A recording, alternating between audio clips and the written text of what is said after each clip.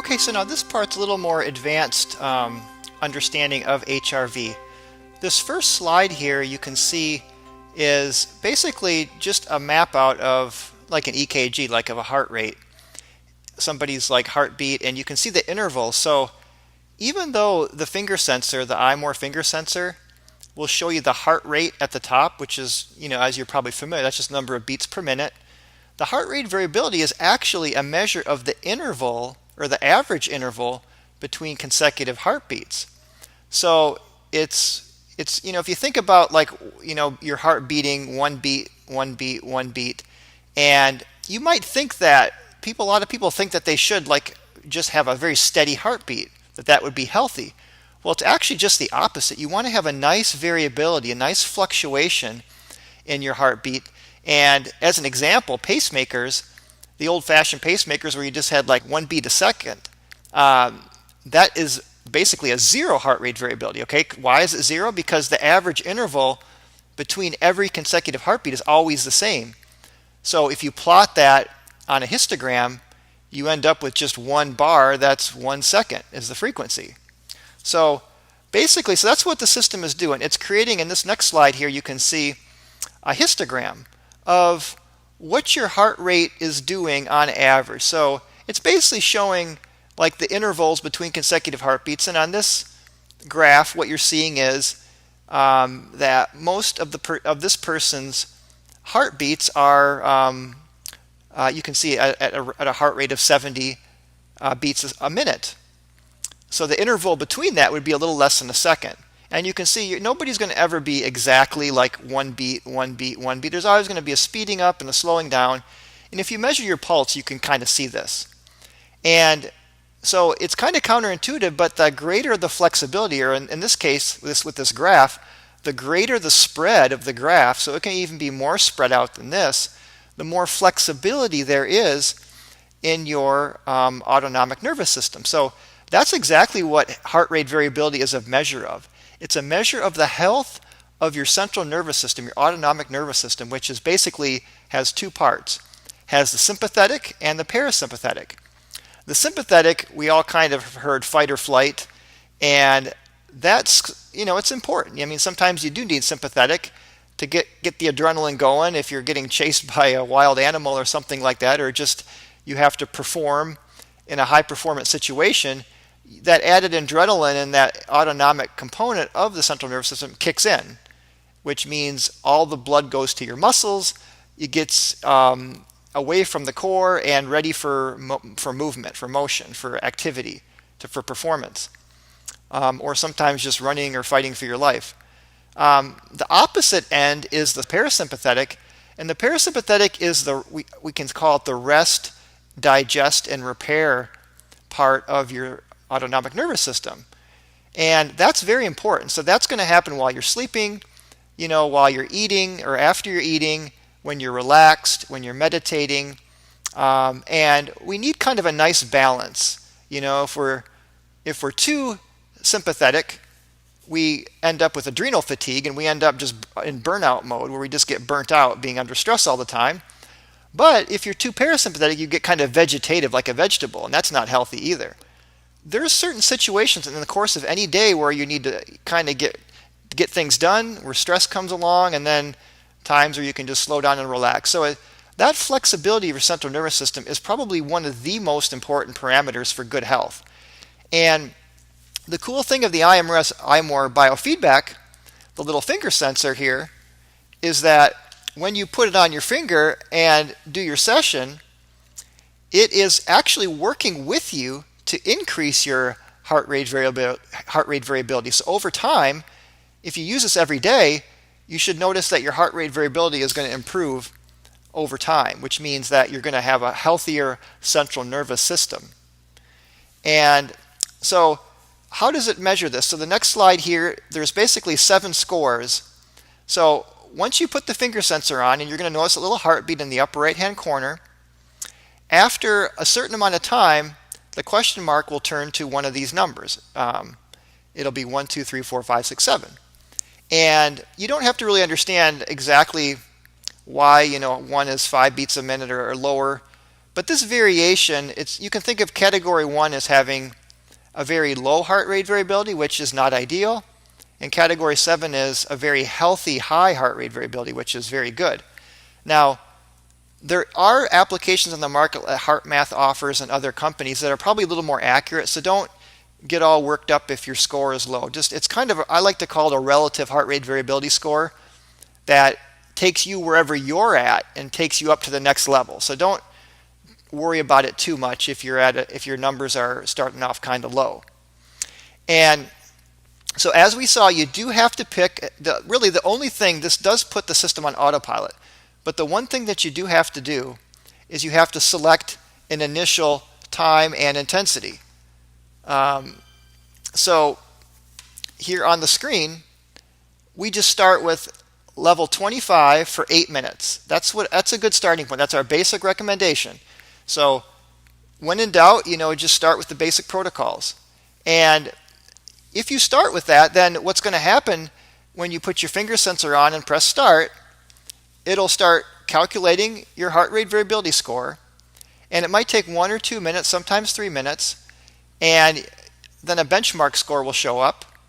But it needs at least another minute to get a second benchmark score, meaning it'll then get your first score. Let's say on this scale here you're a 3.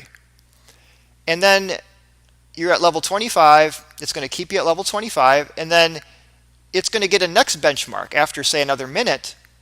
Maybe you're at category 5. So if you go up to category 5, the system will take you up 2 notches from level 25 to 50 to 100. Then it's going to calculate your heart rate variability, how it goes for that next 2 minutes. And if your score, let's say your score goes down to 3, then it's going to lower your heart rate, then it's going to lower the intensity down to 50.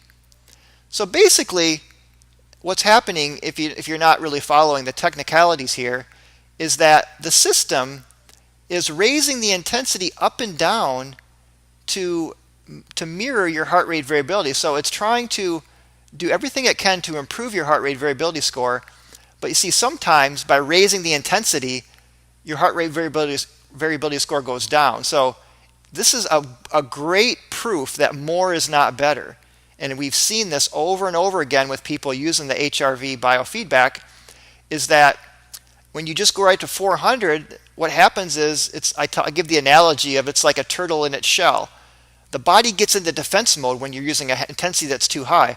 So these high intensity systems on the market are probably lowering your heart rate variability score, which is not a good thing at all. So this is such a big differentiating point between the iMRS and all other systems on the market. Nobody else, no other system in the US has this biofeedback component. And all you're getting are cookie cutter protocols that, at best will, give you some results, but they're certainly not custom tailored to what your body needs. Just a couple things I did forget to mention in the first part of the video when we were talking about the basic setup is that it is good or is important not to have the finger sensor in a bright light, because it is an infrared photo sensor. And it only works with the full body mat. That's also very important. I forgot to mention those points. Let's go and take a look at the next slides here.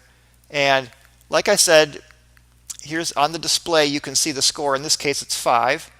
And so that's what you'll see on your screen. It might take, like I said, it might take 1 to 3 minutes for that question mark to turn into a number.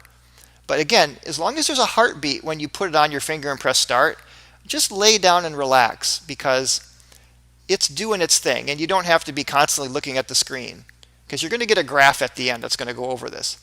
And here's one example of a graph. It's the app analysis at the end. So the app analysis will basically, there's 2 parts to it. There's 2 y-axes. One, heart rate variability score, which is 1, 2, 3, 4, 5, 6, or 7. And that's the first part of the y-axis. You can see 1, 3, 5, and 7. And in between that would be 2, 4, and 6. And on the other side of the analysis is the intensity levels, from level sensitive to 10 to 50. You only see 10, 50, 150, 400.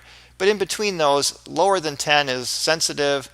Then there's 25, and there's also 100 and 200. But because there's not enough room on the graph. You only see the main kind of intervals there. And the little arrows pointing here are kind of turning points. So the first couple minutes, you can see the intensity is the solid bar, and the line that's going up and down is the relative heart rate variability score. So you can see after we started at level 50 in this case, which you can see it starts at level 50. If you look to the right y-axis, it goes for 2 minutes. Then it's got the first arrow there is the first benchmark score. So it's a 3. Now it's going to still keep you at level 50. And again, like I mentioned, you have to pick an intensity to start with. In this case, we started at 50. Most of the time, we start people at level 25. Now, it stays, and it's actually like 3 or 4 minutes go by here before another benchmark score is calculated. And it actually goes down to a 2 at the second arrow. So at the second arrow, the benchmark score goes down to 2. So what happens is the iMRS will lower the intensity to follow, because if the heart rate variability score goes down with a certain intensity, we need to lower the intensity because that was probably too much for the body. Another minute goes by and the score goes back up to 3. So now the body was ready for the higher intensity. So it goes back up to 50, and it stays the same for a couple minutes. The next arrow, you can see the score goes up to 4, and the intensity follows up to 100. Now a little point, why 7 intervals? Because there's basically 7 intensities that go from, 7 intensity intervals. There's sensitive, 100, sensitive 10, 25, 50, 100, 150, 200, 400. So those scores are raising the intensity up to correspond to the score, and raising it down to correspond. So at each of the arrows is a little turning point here, and all that's happening is if the person's heart rate variability score goes up, that means the body is ready for more energy, and it raises the intensity. Once it raises the intensity, if the score goes back down again, then that was enough at that intensity. And sometimes the graphs will be all over the place. They might even jump by 2 spots, because your score can go from, say, a 3 to a 7. And if that happened, you'd go right up to 400. Here's another, let's just do one more example here. And this is doing an 8-minute session, which a lot of people will probably just do an 8-minute session. And this analysis here, it took 3 minutes for it to get the first benchmark score, and the score was a 3. Now it's not going to notice that the intensity is still at, in this case we started at 25. The reason it doesn't change the intensity because we have to get one more benchmark to compare it to. So you need the first 2 benchmarks are needed for a comparison to take place before it's going to raise or lower the intensity. So at the 4-minute mark, you can see that the benchmark goes down a notch. So because it goes down, the iMRS will also lower the intensity down to follow. And then at 6 minutes, the benchmark score goes up, then the iMRS raises the intensity to follow. And at the 7-minute mark, and it's going to do this every minute, by the way, so you're going to get a very, very finely tuned, finely tailored session every time you use it. And at the 7-minute mark, it's going to actually it goes up 2 spots. Actually, no, 3 spots there. So it's going to raise the intensity 3 notches. So you can kind of get the picture that the heart rate variability is guiding the intensity to go up or down, with the end goal to be to maximize your heart rate variability score. And sometimes lowering the intensity is what raises the heart rate variability score. So again, more is not better. And this is, to me, one of the most important accessories to get with the iMRS, because it puts using the full body med on autopilot, and it takes all the guesswork out of using it. So definitely, I highly recommend making sure you get an iMORE with your system, and you can always get it later down the road. And if you don't get one, you got to use the basic protocols, the Wolfie's Law protocols, which are in the final video. But if you have this, it just basically takes care of the full body mat. You're basically putting your finger sensor on your finger, start at 8 minutes, level 25, or again, you can start a little higher if you want, because again, it's going to raise and lower for you to what your body needs. But we recommend starting at level 25 for 8 minutes. and just lay down and breathe. It's going to automatically detect what your body needs, and it just is so nice to have. Now, if you didn't follow all that, or if any of this is confusing, really all that you need to know is that the iMORE system is measuring the flexibility of your central nervous system. The intensities in the full body mat are getting raised and lowered to improve your heart rate variability or the central nervous system flexibility, to give you more. And what that does is it helps you to handle the stresses of life much better. It allows you to be more at ease, to be able to relax when you need to relax, and when you need to perform, and when you need to, like, say if you're at work and you got a big presentation coming up, it helps you to be at your best when you have to perform. Or if you're in danger, it helps you to get ready for fight or flight. And one last thing, I'm going to end with this. You get a different session every time, so this prevents habituation and acclimation, meaning diminishing returns don't set in. All the competitor brands with the cookie cutter protocols that you're just using every time you're gonna acclimate and habituate to that, so you get diminishing benefits over time. Because this is constantly varying things and mixing it up, it's kind of like P90X, if you ever saw or did that type of exercise program. The reason that exercise program was so successful with people is that you're doing different exercises all the time. And if you work out with weights, you know that it's called plateauing, where if you do the same exercise, the same routine, you plateau, your gains just stop. So that can happen we know it happens with drugs, with supplements, with pretty much anything you can do. So this is a huge added benefit, so that you don't habituate or acclimate or plateau with using the iMRS. Then you can use it every day the rest of your life without having to cycle or take a few days off or a week off, because you're getting that constant variation. And that variation is always to exactly what your body needs. So thank you for watching these videos. The next video will be on the iSLRS, light and sound system, and the final video will be just a wrap-up where we're going to go over a program to help get you on a schedule to where you can kind of follow a routine with some other added suggestions. Thanks for watching, and we'll see you on the next video.